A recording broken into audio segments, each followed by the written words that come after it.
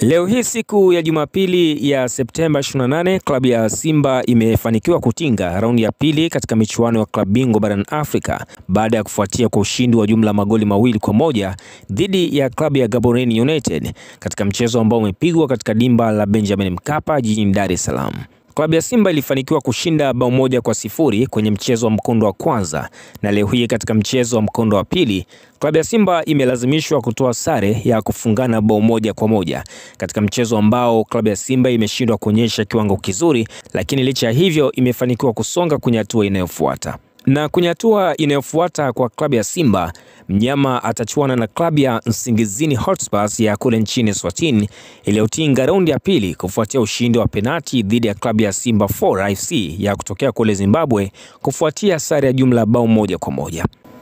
Na kwa wachezaji ambao wamefanikiwa kupachika magoli katika mchezo wa leo kwenye dakika 90 za muamuzi ni pamoja na Ahoua ambaye ni mchezaji wa klabu ya Simba na alifanikiwa kuiandikia Simba bao la kuongoza kwenye dakika 45 kwa njia ya mkwaju wa penalty. Lakini pia bao hilo lilidumu kwa dakika chache tu, na baada ya kuanza kwa kipindi cha pili kwenye dakika 59, Disele ambaye ni mchezaji wa Gaborone United aliandikia klabu yake bao la kwanza kwenye mchezo huo kwa njia ya mkwaju wa penalty. Na hapo bao kasomeka Simba 1 na huku Gaborone United 1. Matokeo hayo yalibaki hivyo hadi kwenye dakika 90 za muamuzi, hadi pale ambapo mchezo ulipomalizika ni kwamba Simba anaondoka na alama 1 na huku Gaborone United akiondoka na alama 1. Na kwa upande wa matajiri wa Chamazi, klabu ya Azam FC nao pia imefanikiwa kutinga raundi ya pili kibabe katika michuano ya kombe la shirikisho barani Afrika kufuatia ushindi wa jumla magoli 4-0 dhidi ya klabu ya Al Merreikh Bentiu ya kule Sudan Kusini. Azam FC walishinda bao 2-0 ugenini katika mchezo wa kwanza,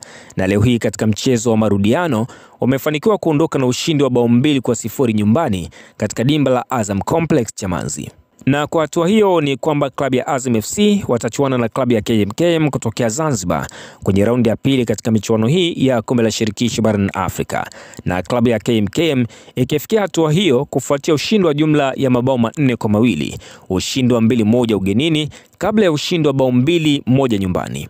Na kwa upande wa wachezaji ambao kwa siku leo wamefanikiwa kupachika magoli katika mchezo huu kwenye dakika 90 za muamuzi ni pamoja na Yoro ambaye alifanikiwa kuiandikia bao la kuongoza Azam FC kwenye dakika 16, na bao la pili lilikuja kupatikana kwenye dakika 90 ya mchezo ambalo lilifungwa na Nasru Sadun, na hilo likakamilisha bao la pili katika mchezo huu wa leo. Na hizi ni taarifa za kimichezo kutokea hapa Zenji Online TV, na kama hii ni mara yako ya kwanza kabisa kuitembelea chaneli yetu ya Zenji TV, tunakusihi sana uweze kusubscribe, kulike pamoja na kucomment kwa ajili ya kuendelea kupata taarifa mbalimbali za kimichezo na burudani pamoja na taarifa mbalimbali za matokeo kwa kila siku na kila wakati.